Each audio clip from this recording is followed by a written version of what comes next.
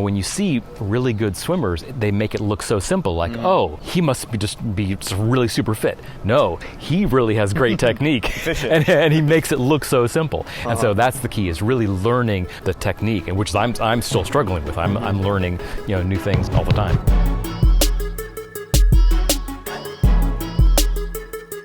What's going on, swim fans? Welcome to the Ask a Swim Pro show. My name is Faris Savedi, co-founder and CEO of MySwimPro. We're in Cancun, Mexico at the MySwimPro team retreat. I'm joined by Steve. What's going on? Hey, how's it going? I'm doing well.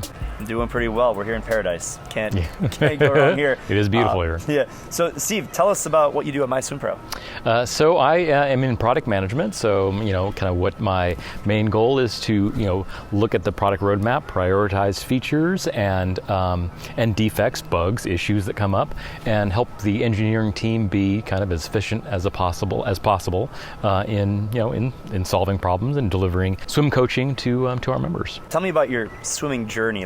How did you first how did you first learn how to swim? Well, in terms of learning how to swim, when I was pretty young, maybe 7 or 8, our parents took me and my brother to some swimming pool and enrolled us in some swimming lessons. But I actually distinctly remember that they were kind of grouping us into who knows how to swim and who doesn't know how to swim, and I accidentally went into the wrong group. They put me in the deeper end of the pool and said, swim. And I didn't know how to swim.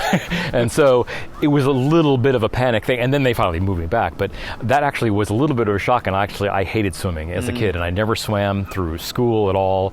And so really only until later in life, in my kind of late 20s, I started going back to swimming for fitness reasons, just kind of lose weight and get, and exercise more. And did that for a while, but didn't really keep it up.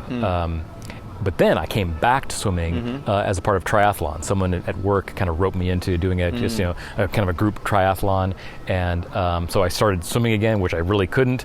But that whole experience kind of got me hooked into triathlon, and that's what and so that's the last 11 years or so I've been swimming kind of regularly. So triathlon, is that Ironman? Is that, I know you've done a lot of running and everything. Yeah. What have you done?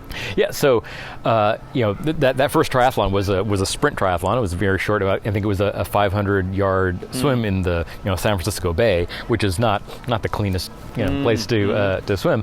But it was relatively warm water. I was in November, and it was relatively warm water, and there was a little bit of chop. But overall, it was a decent experience, and had a great time. And so that kind of got me hooked. And then that pushed me into I was always kind of a cyclist growing up, and also later in life, and I was really into mountain biking, and I thought, okay, well, maybe I can do off-road triathlon. And so I started doing regular off-road triathlons, and there are a series around that. And so I did both sprint distance as well as in off-road. It's not technically called Olympic distance, but it's a longer distance, and I went I did the longer distance versions of that, and then I have trained for longer distance triathlons and half iron distance, and I had started training for Ultraman, which is a multi-day event of swim, bike, and run, and had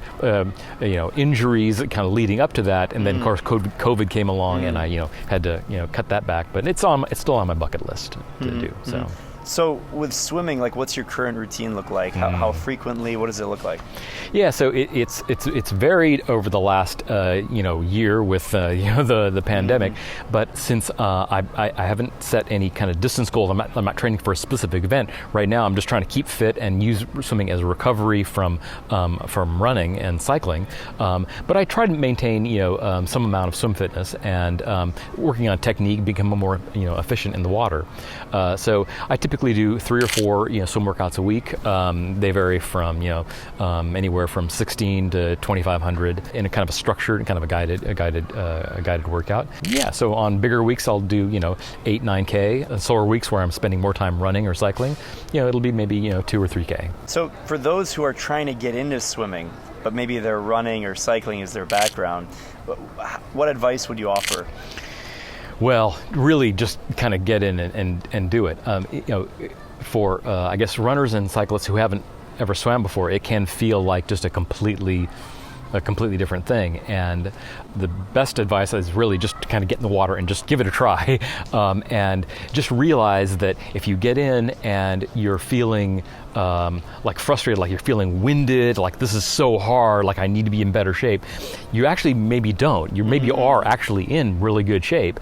You just need to realize that swimming has a different technique. And learning that technique, when you see really good swimmers, they make it look so simple, like, oh, he must be just really super fit. No, he really has great technique, and he makes it look so simple. And so that's the key: is really learning, becoming kind of increasing your swim IQ, understanding the technique, and which I'm still struggling with. I'm learning new things every all the time. Yeah, so. You mentioned something, swimming IQ. Well, how would you define a swimming IQ?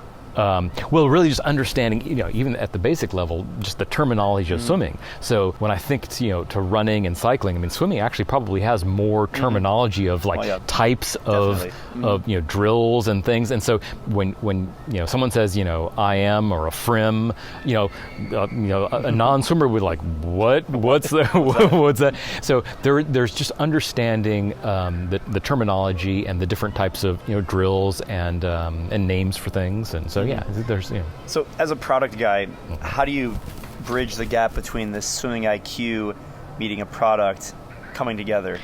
Yeah, so there, I guess is really true in general terms for kind of any kind of product, is that I have to put myself in our members' shoes, understanding kind of their perspective. And the nice thing is, I've been in a lot of their, I've been in their shoes for a lot of our members who didn't grow up swimming, like I didn't grow up swimming. I can very easily empathize with them. Now, where I can't empathize with them is there are a lot of swimmers who actually grew up swimming in school as part of a club team, a high school team, a college team, and they've had a different set of experiences.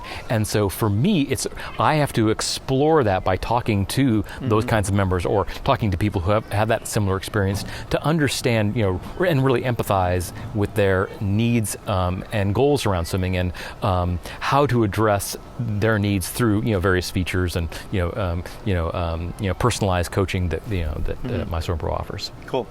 So with personalized coaching, you've had the chance to do a workout with me here at the retreat. I guess, what was that experience like? The different kind of workouts that we ran here at the retreat.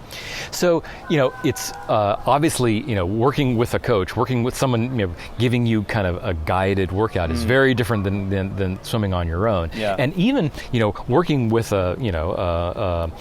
if you were to go look up a workout on the internet or whatever, you can look through and see, okay, I'm supposed to do this, these sets and that sort of thing. It's really not the same thing when you have someone in your ear telling you, okay, now we're going to do this. Okay, now we're going to do this. Yeah. Because one, you don't have to kind of look at yourself, and you have, I guess, maybe a little more kind of pressure or a little more accountability, to someone telling you, and they're paying attention to you, and your results or the outcome is being kind of observed or monitored. Yes. So it's a different experience. What is your why for swimming? Why are you swimming? Well, I mean, so aside from kind of competitive reasons or wanting to do these different events, which is that's part of the why, because those events take me to places, and I like to travel and explore and do things like that. So that definitely is a part of the why, just having these experiences. But another part of swimming is that it's very different from running and cycling. Running is a very it's a repetitive sport where you have a lot of the same kind of motion. Even though I do a lot of trail running, which is a different variety, but it's still it's a pounding sport.